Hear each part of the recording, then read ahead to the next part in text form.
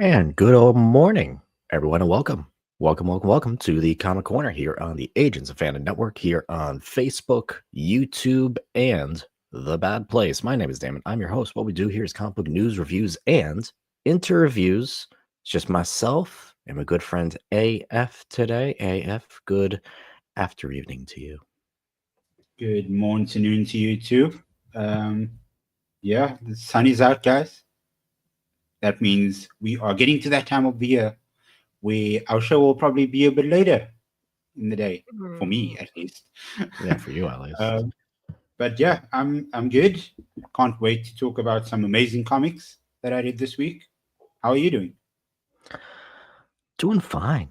Doing fine. You know, I'm still coming off of a high from this weekend, I must say. I have another high coming up later this week, and then I'll be depressed for a couple weeks before experiencing it one more time, and then I'll be really depressed. But let's talk about some comics. Let's talk about some comics. Everyone joining us live in the chat, thank you for joining us. Brandon, good morning. Bex, good morning to you too. Let's talk some comics. We got the youngest Ultimate that was introduced this week in the Ultimates. Who is it? Well, if you're a video watcher, you could probably guess. Ultimate side quests. So very heavy Ultimate Marvel week. We have Spider-Man Ultimate Incursion, where Miles is going around the Ultimate Universe, slowly connecting all the pieces together. But a big one out of DC. A new, maybe iconic, Black Label Superman book. If you don't know, most major Superman books that we think about are really Black Label books. And we have a new one that dropped this week from the creative team of Ice Cream Man. We will talk all about that. But first, Wow. we talk news, we talk numbers. We like to break down numbers. We like to break down some patterns. So, AF, a huge month of July for DC Comics. Specifically, though, absolute DC Comics, because every single DC comic on here but one is an absolute title. And number one spot, Absolute Batman. Number two, Marvel's Fantastic Four, number one, because what do we say around here, AF? Number one, Cell. Number three, Absolute Superman. Number nine. Number four, Batman 161. Hush 2, number four. Batman Cells. Godzilla Destroys Marvel Universe, number one. That's in the 5 spot. Number 6, Absolute Wonder Woman. Number 7, Absolute Flash. Number 8, Invincible Universe Battle Beast. That's wild. That made the top 10. Number 9, Marvel Swimsuit. Yeah. Marvel Swimsuit issue. And then number 10, Absolute Martian Manhunter. Number 5, it does say F6. It's really F12 because they expanded it. But there's two things in here I think are the big takeaways. The Ultimate Universe, I don't know what happened, just completely got knocked off the top 10. And Ultimate Spider-Man has been like number one, number two consistently since that book came out. I don't know what happened this month. And the Absolute Universe has taken over DC Comics. There's only one non-absolute DC comic book on here, and that's Batman, with a Hush 2 run that's been, let's say, not very positively received. And how do you break this down? First. No, regular Batman. Oh, okay. Yeah. But I'm saying the only non-absolute book is Hush 2. And the rest of it, though, is Absolute Universe. So Absolute, we've been saying Absolute versus Ultimate, who's winning the battle. I go back and forth, personally, on which one's my favorite. But sales-wise, in the month of July, completely blown out of the water. To be fair, Ultimate Universe, like, they've had a huge head start. So they've been in the game longer. Like, Absolute is more of a recent thing, if you can put it that way. So I think, like, people like newer things. People like fresher things. So that doesn't mean that the Ultimate books are bad. It doesn't, like, you are still enjoying them. TJ's enjoying them. Lots of people are still enjoying them. But they are, like you say, number one Cell, and the absolute titles are still closer to that. It's still hashing out the initial arcs of all of these stories. So I think it makes sense. Are you surprised that there's not even one Ultimate book on here? I'm surprised that there's no Ultimate Spider-Man given how my local comic book stores is always sold out of that book, Yeah. regardless. So that's the one that I'm a bit confused about. But I mean, Godzilla destroys the Marvel universe. Like, it's a number one. So, like you say, number one sell. They But do. that's that's that one sticks out a bit to me. Yeah, that one does stick out a bit, but like we say, number one sell, and Godzilla is a huge, major property, so it's not too much of a shock. But let's get into some reviews because apparently no one's reading Ultimate Comics. Joking. I know a lot of people are. And the Ultimates has consistently been number one, if not number two, in my personal rankings, number one Ultimate comic out there. This is written by Deniz Camp, artist Von Randall. He's a fill-in artist for this issue, colorist Eric Arciniega, letterer Travis Lanham, and editors Will Mars and Michelle Marchese. I'm going to be honest, though, I think this is the weakest issue of the Ultimates we've ever gotten. This introduced us to Ultimate Shang-Chi, kind of, because the first 7 pages are backstory on a previous Shang-Chi, a previous Iron Fist, a previous maybe wielder of the Ten Rings. They didn't mention the Ten Rings at all in this comic, but is more of an Iron Fist type role. And yeah, the first 7 pages give you an entire backstory on the original history, which is essentially Tony telling the Ultimates like about this guy and why they have to go find him because the Maker and his goons are out to get him, right? And this has been a guy who's been missing for essentially like 1,000 years or however long it's been. Long time. And that's just kind of the book. So the Ultimates, they go out and they go find him. They bring along with them Danny Rand on the request of Luke Cage, which makes sense. If we're doing an Iron Fist type of book, you're going to bring Danny Rand in there. And the reason they brought him was just because Danny says, quote, "I just got a feeling I should be here." I'm like, yeah, does make sense. You should be there. So they go try to find this Shang-Chi figure. And it's just a kid. He's like 10 years old. He's a child. And he has all these monks around him trying to protect him. And then one of the Hulk's goons is out to kill him. Big fight happens. She-Hulk's heart gets ripped out. She still lives. I do not know how. And then goes full rage mode and kills the goon while protecting Shang-Chi. So this is like the first time we've really seen She-Hulk like full on be like, Banner's got brains, but I got rage, which is cool. But I feel like this book was definitely hindered on the fact that we got 7 pages of pre-story to Shang-Chi character.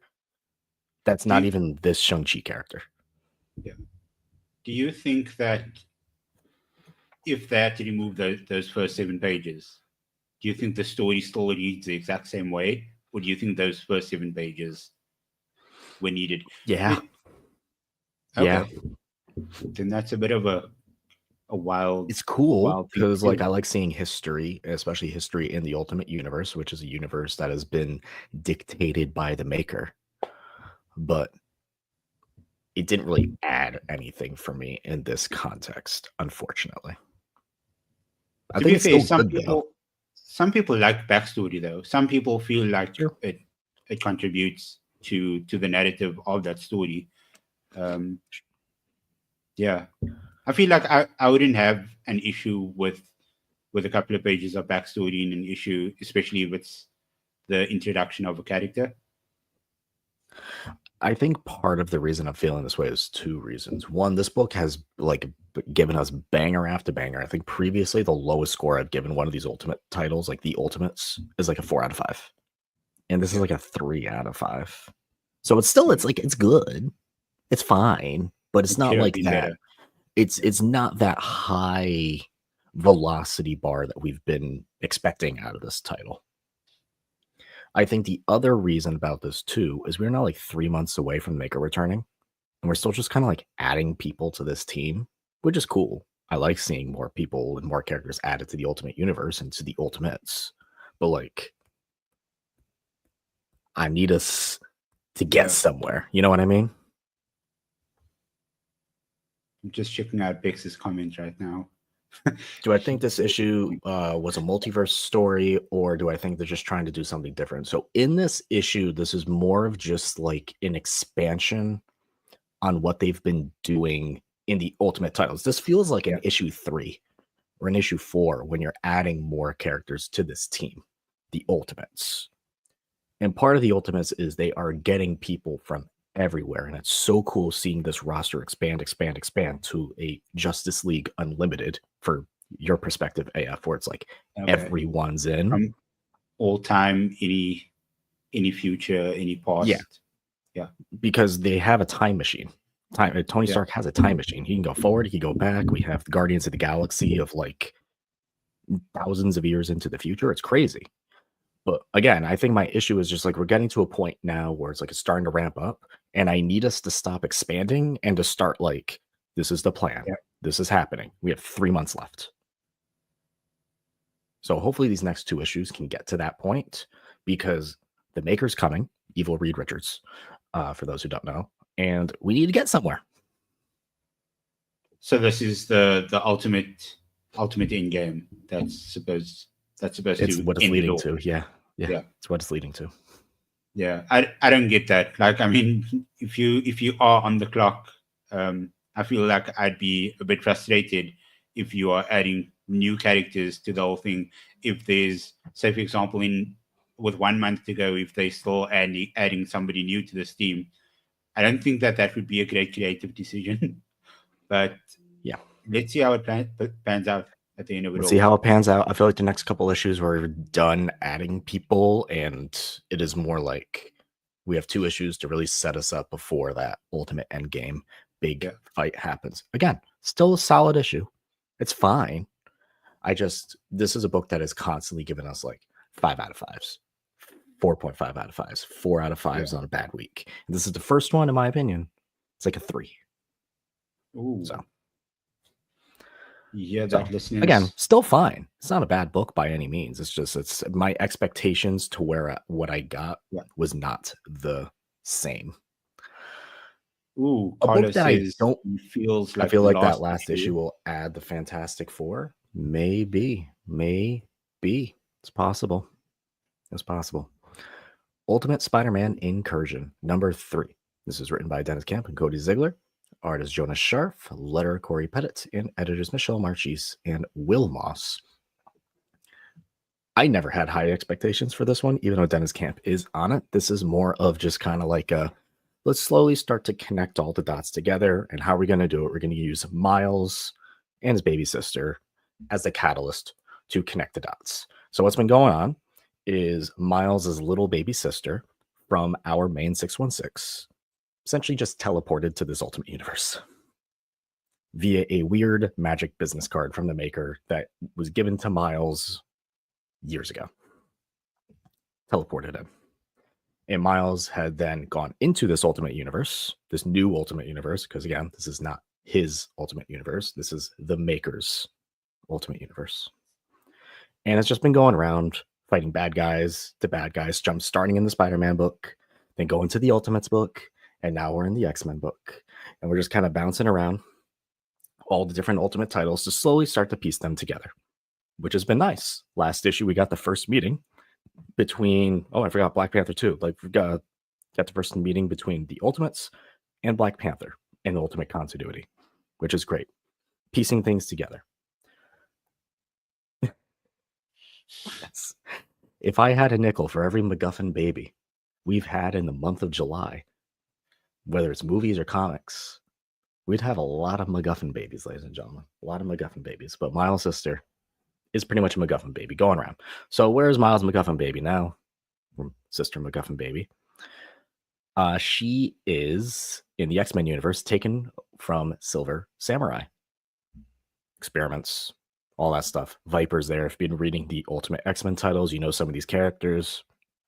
And Miles runs into May Storm and Nico Minoru, who are really only communicating via an app on their phone, because obviously these kids only speak Japanese and Miles only speaks English. So they're communicating through an app translator, which I thought was actually quite clever because I'm like, how are these kids gonna like communicate? Theoretically, Nico should have been able to come up with a magic spell, but she's still very young and early into her days. It's fine. So nice little moments back and forth. In the end, as all of these issues do, we're now 3 issues in. The baby's stolen by a different member now of a different faction. Stolen by magic. Magic comes in on a stepping disc, takes the baby, poof, goes away. I guess we know whose book he's going into next week. That's kind of the bit. The nice thing about this title, I will give it credit for, is we see a lot more of DaCosta, who is seemingly puppeteering almost everything going on with this baby. DaCosta in this universe, the father of Sunspot, who absorbs everyone's powers. And in this one, he's not absorbing his son's powers. He's giving him a little break. Literally, when I say absorbing, he's like hooking up to like a blood machine and taking their blood. It's wild. In this book, he's taking the brains of Prodigy. So he's the smartest man in the world right now. So he's manipulating and doing all of that crazy stuff. Red dot lines everywhere. He's manipulating. So solid book, fun. Again, nothing too serious. It's just a neat way to see all these types of things in the Ultimate Universe kind of thread together. So coming from somebody who hasn't been reading this seems more like a tie-in book to the Ultimate Universe or to the Ultimate range. Do you think it's required or necessary reading for anybody coming in?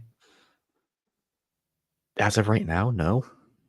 But possibly because Bex asked the question, what is Miles' sister? Little name. It's Billy.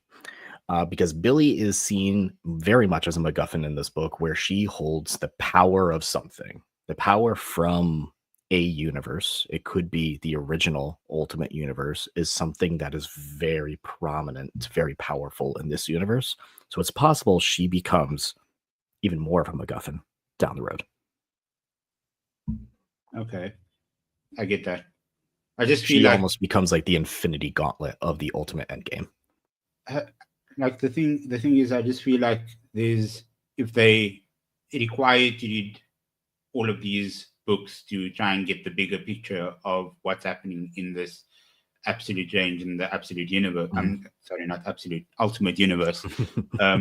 You did it too. Then like we've spoken about like how heavy our wallets are getting and how much all of these comic books coming out like affects our bank accounts and stuff like that. Mhm. I feel like it's just like give somebody a heads up if they're reading Ultimate Spider-Man, if they're reading Ultimate X-Men, if they're reading the Ultimate or something. Like it shouldn't be required or necessary reading to get these sort of plot points in another book. What I'll say is this. So long as if this becomes a plot device in Ultimate Endgame, and I'm saying if, it's possible. I don't know. I don't see the future. If this does become a plot device, I assume they will explain it in a couple panels what's been going on, which is what comics do. You know, we joke all the time. We bounce into comics all the time midway through an arc, in the middle of a run. And typically, if you have a good writer and a good editing team, they'll just make sure to quickly have like a couple lines just to catch you up, which is why I do say if you just want to jump into comics, just jump in. You know, you may miss a couple like things here and there, but if you have a good writer and a good editing team, they'll make sure you understand what they just said. Agreed. And what it means. So I fully trust this Ultimate editing team. I fully trust Deniz Camp when it comes to Ultimate Endgame. So I assume if Billy does become a bigger part of it, you'll have a couple lines just to quickly explain it before we go further with it. So Ultimate Spider-Man, again, we're like bouncing in that 3.5 out of 5 range. It's fine. I wouldn't say this is necessary reading just yet. Who knows during Ultimate Endgame time, if Billy, which is Miles' little baby sister, becomes a bigger part, then maybe it will be. AF, let's bounce over to DC. This is Secret 6, Number 6, the finale. This is written by Nicole Maines, artist Steven Segovia, colorist Rain Barreto, letterer Steve Wanzen, editors Paul Kaminsky and Kathleen Wisniewski. I know this book started very good, petered towards issues 2, 3, 4, got a little better in issue 5. I saw the Comic Geek review for this issue was very high. Did it save itself in the end? Oh, it definitely did. I think this was the strongest one out of the 6. So what the premise was for this was the Secret Six basically bands together to try to find Amanda Waller and try to find where she was taken, get all of those, like get the truth out of her and all of those things. What it ended up being was a character exploration for all of these characters.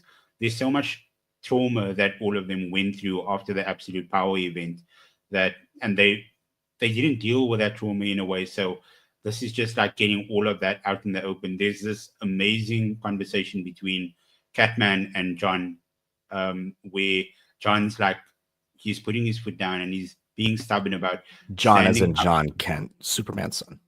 Yeah. Yes. Sorry about that. So he's saying that he wants to defend his country. He wants to do everything for this country because that's his pride is his country. His pride is where he was born, and he knows that he has to do good. He has to lock up the bad guys. He has to deal with all the villains. And Catman says, not everything is black and white.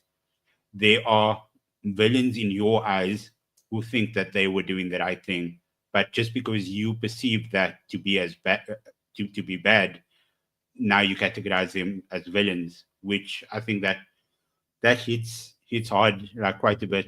But he was still stubborn about the whole thing, and that sort of idea just like flowed through the entire issue. And when, as you can see on the cover, the secret is out. So spoilers: the secret for this whole thing was that they rescued Amanda Waller. She's basically just a shell of her former self.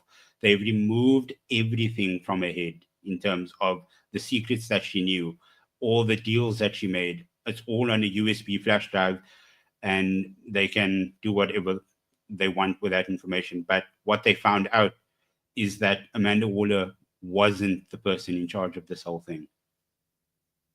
USA was. The US government told Amanda Was Waller in charge of absolute power. 100%.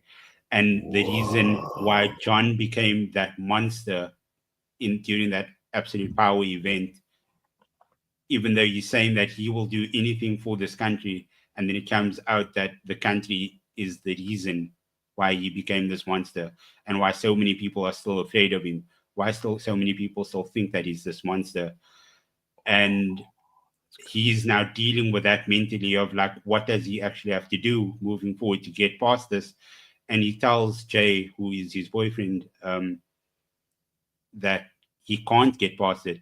He still loves his country so much. He's still willing to do anything that he wants to do for his country. And that's when Jay says, and I quote this: "Goodbye, Superman. I don't believe in you anymore." And then he just vanishes. And then that's one of the last few panels. And then we get this cliffhanger, and they say that the Secret Six, you can follow them in Justice League Unlimited and Superman Unlimited. So we will get to see these characters, but I really would have liked to see more of this book carry on, because I feel like it was just getting good. But what a redemption, man. I think this book was really, really well done. I gave it a 4.5 out of 5. I think the writing was great. The art was great. I think it was a really, really good ending to the story. That's a twist I wasn't expecting. Also very surprising considering Amanda Waller, you'd imagine she's the one coming up with all these plans and all that. But yeah, the fact that this was not her plan. And I do love that twist in the end. I'm fascinated to see what they do with John and Jay later on. If Jay goes a little full supervillain in a way, I think that'd be, a little cliche, but could be fun if done properly. Wow. Good job, Nicole Maines, for kind of like, you Yep. know, it was a windy road. We may have taken the scenic routes, but in But she the stuck end, the the landing. view in the end, the finale, the top of the mountain was very much worth it. Yeah. She Very stuck the cool. landing. Yeah. Very, very cool. Secret Six, number 6. AF gave a 4.5 out of 5. For those who don't know, Nicole Maines, by the way, um, she played Dreamer in Supergirl, right? Yeah. She played the very character that she wrote about Yep. in this book. Neonal Dreamer in Supergirl in the Arrowverse. Very cool. Very cool. Good to see Nicole Maines. Like, I think this is like her second or third DC comic that she's wrote. So coming along our way, which is fantastic to see. Your last book of the day, Cheetah and Cheshire robbed the Justice League. This is written by Greg Rucka, artist Nicola Scott, colorist Annette Kwok, letterer Troy Patiri, and editors Jessica Barbe and Rob Levin. And what is this book? Because I saw this book last week and I'm like, huh? Dude, Cheetah and Cheshire, huh? look at this creative team. I mean, when I saw this creative team, I was like, okay, I definitely need to read this. They were teasing it at the end of almost every DC issue I was reading. So I'm like, okay, they're trying to force me, and they were successful in doing that. So essentially, what's happening over here is Cheetah she wants to be rid of the feeling of being under the control of this god that she has. So she wants to be a normal person. She just wants to carry on with her life, and she found a way to do it. And she finds Cheshire, who is busy taking out a few hive agents, just slashing them and stabbing them with a sword, as is normal. And she tries to sell on this plan, and she's being very secretive about what she wants to do. And then finally, she just says, "Okay, I want to rob the watchtower." And Chisha's just like, "Are you stupid? Like, what do you realize what is happening on the watchtower right now? They don't only have one version of all of these heroes; they have multiple versions of the same heroes." The literal new gods are there. Have fun. And then she was just like, no, like she has thought about everything. She has this elaborate plan. So most of this book was just them chilling in a diner, just speaking about this entire plan. And she's just like, I have this whole plan. I know how everything is going to be executed. Mm. But the reason why she wants to do that is on the watchtower, there's something called the power box. And the power box holds the powers to every single Justice League hero. How many boxes are in the DC universe? Dude, I don't know. There's so many to count. You have a father box, a Um, mother box, a power oh, box. There's probably a daughter and son box. I don't know. I assume there probably. probably is. So she wants to try to break into the watchtower to steal that. And her thinking is probably once she gets that, then she'll be able to undo this control that her god has over. But yeah, it was literally just ration, like relaying this plan to Cheshire, telling her the whole thing. And at the end of it all, she says, "But we need to form a team." And then one of the last lines are, what was it? Yeah, psychos and jokers need not apply. So we're gonna get. This was fun. I gave this a 4.5 as well. Okay. I think the art, oh my god, beautiful, phenomenal. Nicholas Scott, amazing art in here. The colors, Annette Kwok, amazing colors. And yeah, I mean, Greg Rucka, we know how good he is at writing comic books. So I expected this to be S tier, and yeah, he delivered. This was a really fun read. I'm all in on this book. I think if you love DC Comics, if you love a Thelma and Louise story, if you will, get into this one. It's fun. I think everybody's gonna have a really great time reading this. The plot a little similar to a DC comic that came out not too long ago, a couple years ago, which was the first arc of Birds of Prey, where Dinah's gathering all these crazy DC characters to create a Yeah. Birds of Prey to go essentially do a rescue mission on the Mascara. right? A place that like you have no business going to essentially do a Yeah. rescue mission / a heist for, but you're gonna try. So a little sounds a little bit similar to that, but those are always fun stories, you know, a little bit tropey, a little bit cliche, but still a fun time nonetheless, especially including a character like Cheshire, which is like not a very well-known DC character. Cheetah, you know, if you read Wonder Woman comics, obviously you know Cheetah, and probably one of the most iconic of Wonder Yeah. Woman's rogues galleries. But Cheshire, maybe not so much. Yeah, and I think that there was a lot coming out of the Green Arrow books because of Leanne, her daughter. She's very much present in the Green Arrow books, and she, like Cheshire herself, made so many appearances in that book. So I think a lot of people probably took to her during that run, and they thought, okay, let's just give her own title, or rather share a title with somebody else. Last book of the day. This is a DC Black Label. This is Superman, the Kryptonite Spectrum. This is written by W. Maxwell Prince, artist Martin Morazzo, colorist Chris O'Halloran, letter Good Old Neon, and editors Jillian Grant, Paul Kaminsky, and Chris Conroy. Yes, I did say W. Maxwell Prince. Yes, I did say Martin Morazzo, because this is from the team behind Ice Cream Man, which you very obviously tell if you're watching and you see this cover up. It is very Ice Cream Man. Ice Cream Man, a horror anthology, for those who don't know. This is not a horror book, but a black label, which means out of continuity, very much its own thing. Superman book. And I'm going to remind people about this. Superman has some of the most iconic black label out of continuity titles on the shelves. Think of All Star Superman. Think of Red Sun. Yeah. Right? You have some great out of continuity titles. Superman is iconic for him. For All Seasons, also technically a little bit of a black label out of continuity book, but you can apply it in a way. But I love titles like this because you can have full range on what you want to do with Superman. So here's the premise of this book. Superman found some more kryptonite. It's in space. It's just like, green hurts. Red makes me angry. Black spits my brain into. There's got to be more colors out there, right? So him and his little superbots go into space and just find some more kryptonite. Meanwhile, Lex is like, how did he do this and we didn't? And all of Lex's goons are like, it is rather funny. They essentially address that and be like, how did he do this before we did? Anyway. So we got some more new kryptonite. Oh man, off the top of my head, I know there's a rainbow one, there's a blue one, and a purple one. I don't remember the fourth one. What did they do? But in this issue, we deal with the purple one. And what do they do? Yes, that's the whole point about this book. What do these kryptonites do?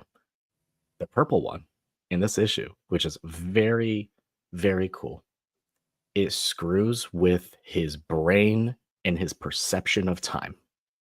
So throughout the issue, after he gets exposed to the purple kryptonite, everything is pretty much out of whack. It starts a little like he's saying things that make no sense, or he's hearing things that make no sense, and then he starts seeing things that's like, is this now? Is this later? What's going on?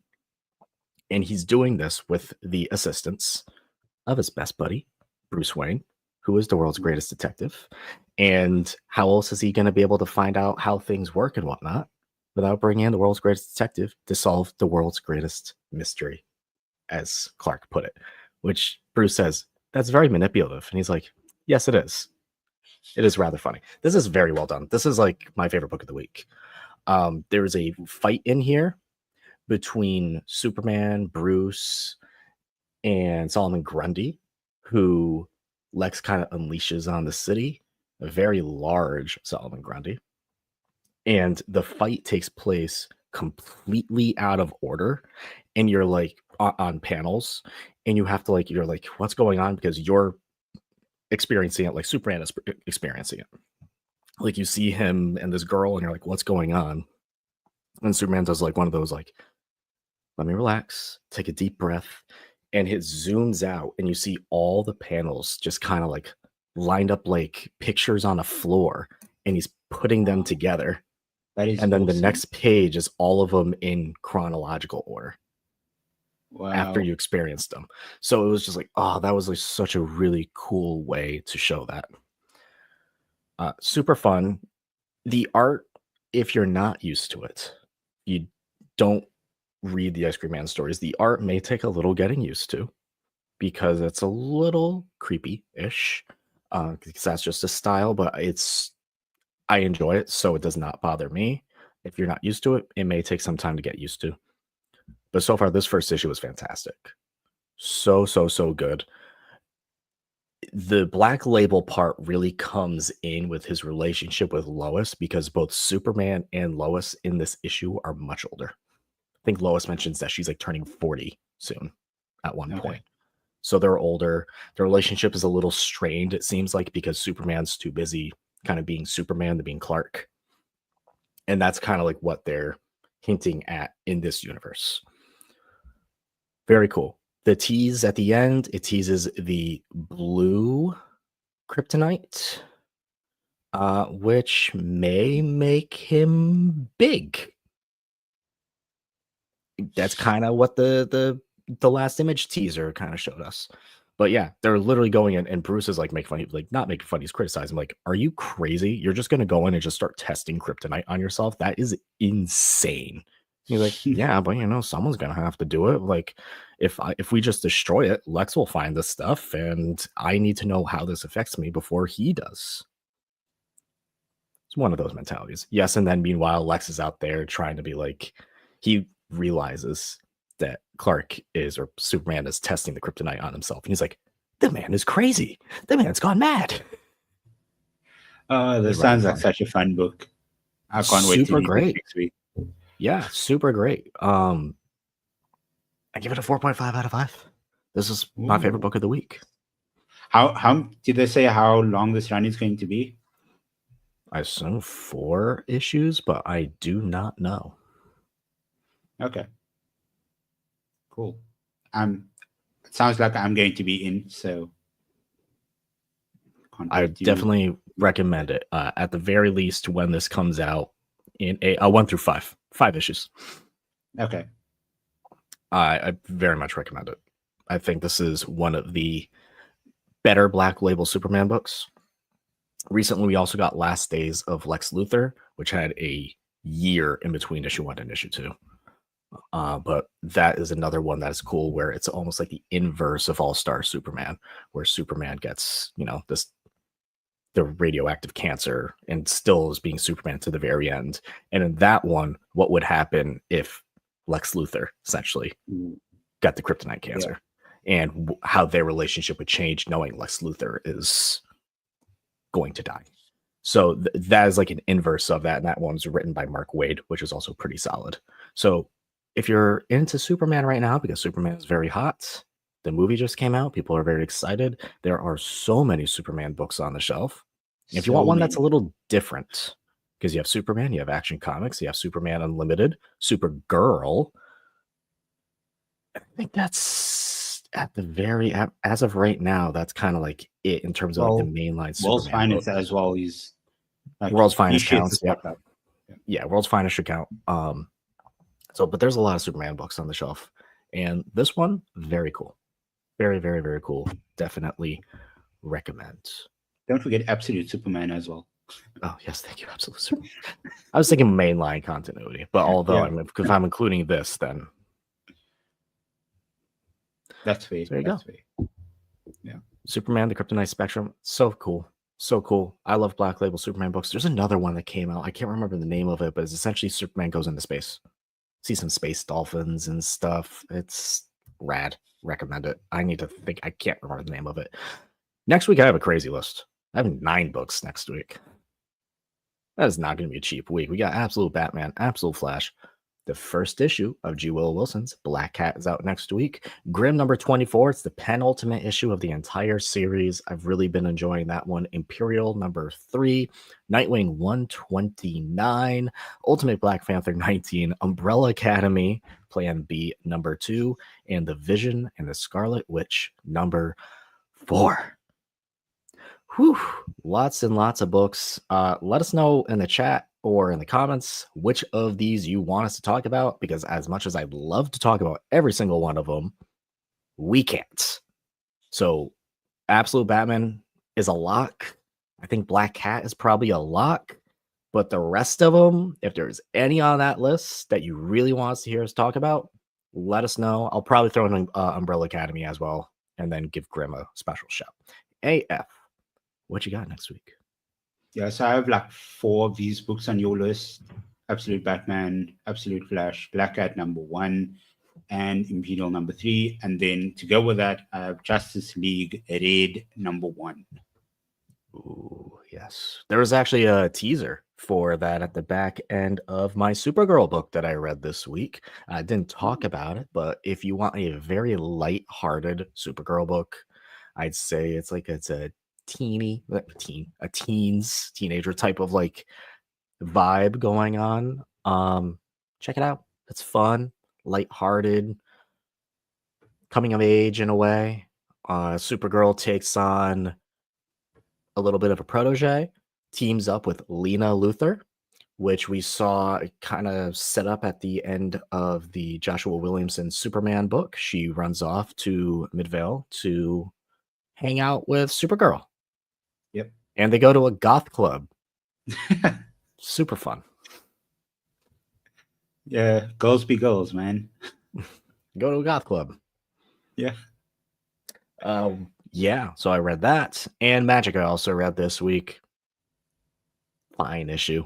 But just a lot of fine issues this week outside of that Kryptonite Spectrum, which really blew me out of the water, which I had high expectation for, considering I had the Ice Cream Man team behind it. So that'll do it for this issue of the Comic Corner. Thank you all, as always, for tuning in. Brandon, Bex, Carlos, thank you so much for hanging out with us in the chat. Everyone else who hangs out with us after the fact, so much appreciated. We've been averaging highs for us here on this channel in all regards. So thank you so much for all of you tuning in. Really appreciate it. Once again, if you're looking for comics, go to your local comic shop. Go to comicshoplocator.com to find the nearest comic shop near you. There's so many other ways to read comics. As always, go to your local library. It's free. And if you don't have a comic shop near you, there are some great digital resources such as Marvel Unlimited and DC Infinite to help you out. Brandon, thank you so much. What a guy. Brandon, thank you so much for the super chat, the $5 super chat.